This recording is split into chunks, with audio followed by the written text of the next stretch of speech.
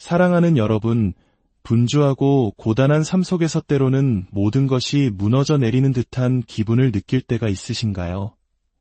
어디에 발을 딛고 서야 할지 막막하고 나의 연약함이 버겁게 느껴지는 순간 우리는 진정한 안전과 회복을 갈망하게 됩니다.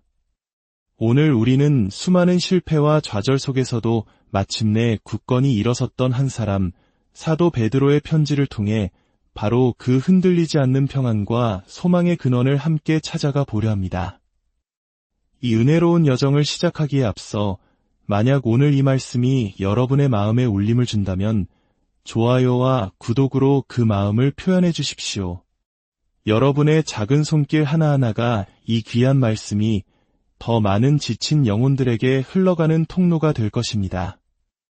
그렇게 선한 영향력을 나누시는 모든 분들의 삶에 하나님의 크신 축복이 함께하기를 기도합니다. 자, 이제 베드로전서 5장의 말씀 속으로 깊이 들어가 보겠습니다. 먼저 오늘 우리가 함께 나눌 편지를 쓴 베드로가 어떤 사람이었는지 잠시 생각해 볼 필요가 있습니다. 그는 위대한 사도이기 이전에 우리와 똑같이 연약하고 실수투성이인 한 사람이었습니다. 그는 어부였고 성격이 급했으며 때로는 자신의 생각과 열정이 앞서 주님의 뜻을 오해하기도 했습니다. 그리고 그의 인생에서 가장 뼈아픈 순간은 그가 그토록 사랑하고 따르던 스승 예수님을 사람들 앞에서 3번이나 모른다고 부인했던 바로 그 밤이었을 것입니다. 스스로의 비겁함과 나약함에 절망하며 통곡했던 베드로. 그의 이야기는 거기서 끝날 수도 있었습니다. 하지만 부활하신 예수님께서는 그런 베드로를 찾아오셨습니다. 그를 책망하거나 그의 죄를 묻지 않으셨습니다. 대신 조용히 물으셨습니다. 요한의 아들 시몬아, 내가 이 사람들보다 나를 더 사랑하느냐? 3번의 질문과 3번의 대답. 그것은 3번의 부인을 덮고도 남을 온전한 사랑과 용서의 회복이었습니다. 그리고 예수님은 회복된 베드로에게 사명을 주셨습니다. 내 양을 먹이라. 바로 그 베드로, 실패의 아픔과 용서의 은혜를 누구보다 깊이 체험한 그가 이 편지를 쓰고 있습니다. 그는 자신을 함께 장로된 자여 그리스도의 고난의 증인이라고 소개하며 흩어져 고난받는 성도들을 향해 권면의 말을 전합니다. 그의 말 한마디 한마디에는 자신의 경험에서 우러나온 진심과 깊은 공감이 담겨 있습니다. 베드로는 먼저 교회 지도자들에게 하나님의 양떼를 돌보는 목자의 자세에 대해 이야기합니다. 억지로 하지 말고 기꺼이, 더러운 이익을 위해 하지 말고 즐거운 마음으로, 권위적으로 군림하지 말고 오직 양떼의 본이 되라고 말합니다. 그리고 젊은이들에게는 겸손으로 허리를 동이고 장로들에게 순종할 것을 권면합니다. 왜냐하면 하나님은 교만한 자를 대적하시되 겸손한 자들에게는 은혜를 주시기 때문입니다. 이러한 권면은 오늘날 우리 사회와 공동체에도 깊은 울림을 줍니다. 진정한 리더십은 지위가 아니라 섬김에서 나오고 건강한 공동체는 서로를 향한 겸손과 존중 위에 세워진다는 사실을 다시금 깨닫게 합니다. 그리고 베드로는 개인의 삶 속으로 더 깊이 들어갑니다. 그는 고난받는 성도들의 마음을 꿰뚫어 보고 있었습니다. 그들의 불안과 염려를 말입니다. 그래서 이렇게 말합니다. 그러므로 하나님의 능하신 손 아래에서 겸손하라 때가 되면 너희를 높이시리라. 너희 염려를 다 주께 맡기라. 이는 그가 너희를 돌보심이라. 우리의 삶에도 얼마나 많은 염려가 있습니까? 미래에 대한 불안, 관계의 어려움, 경제적인 압박, 건강 문제, 이 모든 무거운 짐들을 우리 스스로 지고 가려고 할 때 우리는 지쳐 쓰러질 수밖에 없습니다. 베드로는 그 짐을 모두 주님께 맡기라고 말합니다. 왜냐하면 주님께서 우리 한 사람 한 사람을 친히 돌보고 계시기 때문입니다.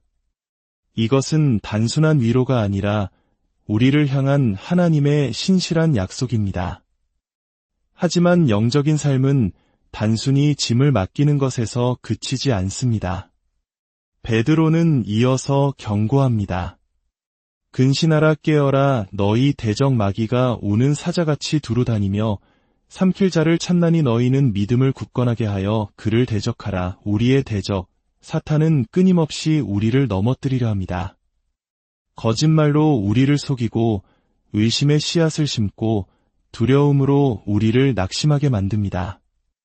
마치 굶주린 사자처럼 우리의 가장 약한 순간을 노리고 있습니다. 이런 치열한 영적 싸움 속에서 우리는 어떻게 서 있을 수 있을까요? 베드로는 그 해답을 제시합니다. 바로 오늘 말씀의 핵심, 베드로전서 5장 10절의 위대한 약속입니다.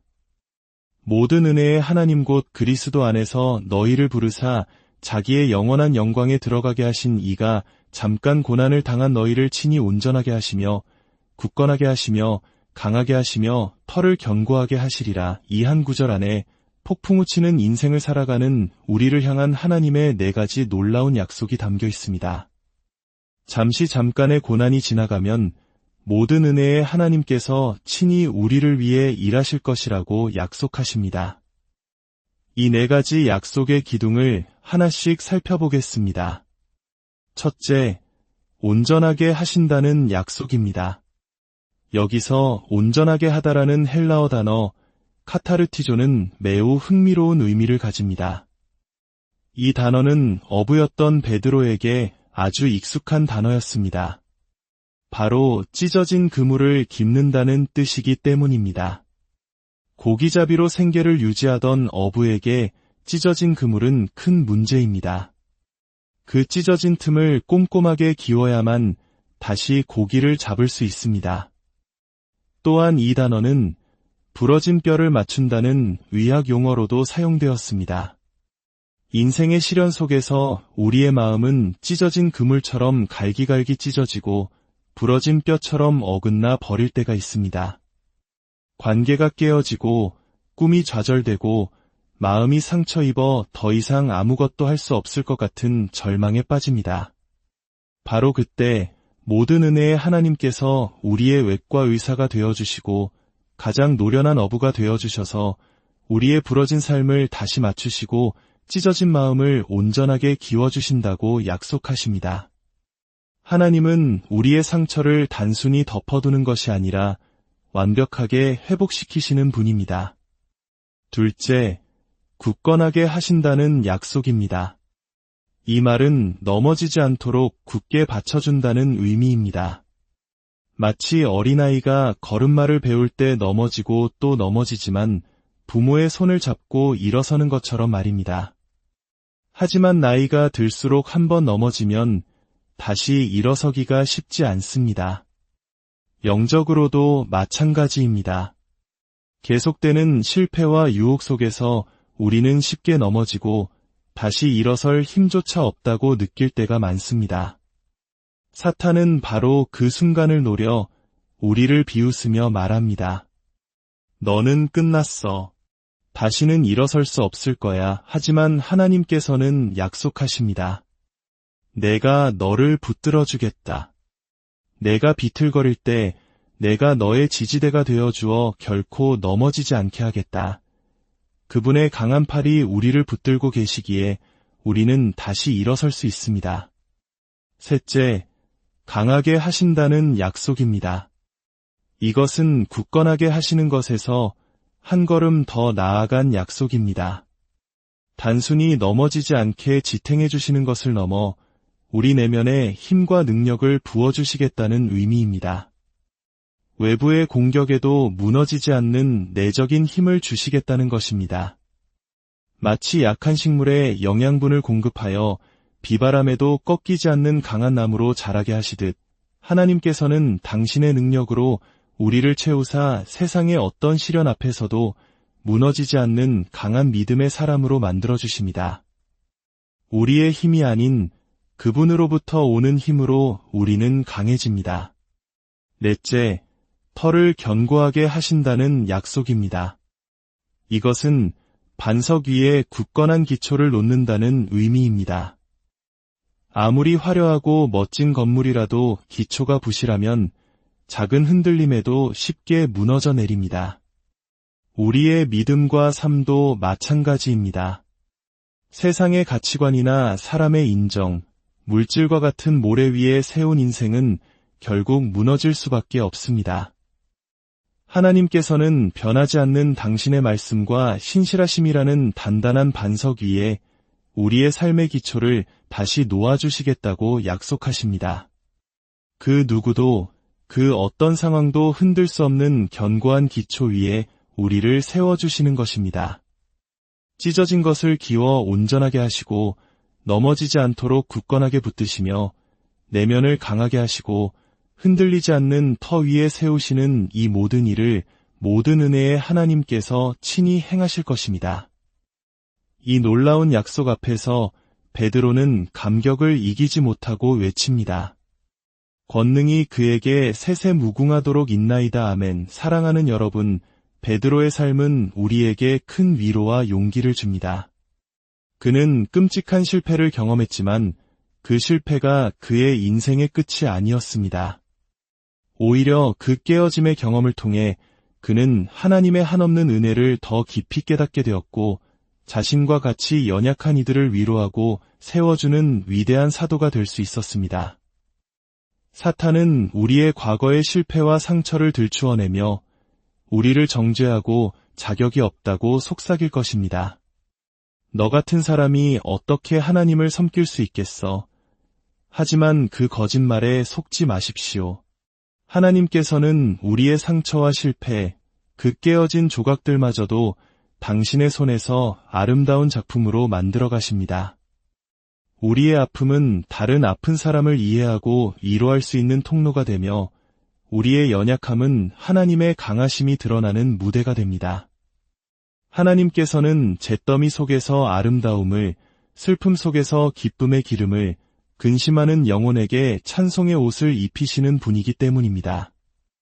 오늘 이 말씀을 듣는 모든 분들의 삶 가운데 모든 은혜의 하나님께서 친히 함께 하시기를 기도합니다. 여러분의 찢어진 그물을 기워주시고 흔들리는 발을 붙들어 주시며 무너지는 마음을 강하게 하시고 인생의 반석 위에 굳건히 세워주시기를 축복합니다. 잠깐의 고난 뒤에 우리를 위해 예비하신 그 영원한 영광을 바라보며 믿음으로 승리하는 복된 하루하루가 되시기를 주님의 이름으로 간절히 축원합니다. 이 은혜의 말씀이 여러분의 삶에 힘이 되고 더 많은 이들에게 흘러갈 수 있도록 당신의 자리에서 빛이 되어주시길 바랍니다. 주님의 평안이 여러분과 함께 하시길 기원합니다.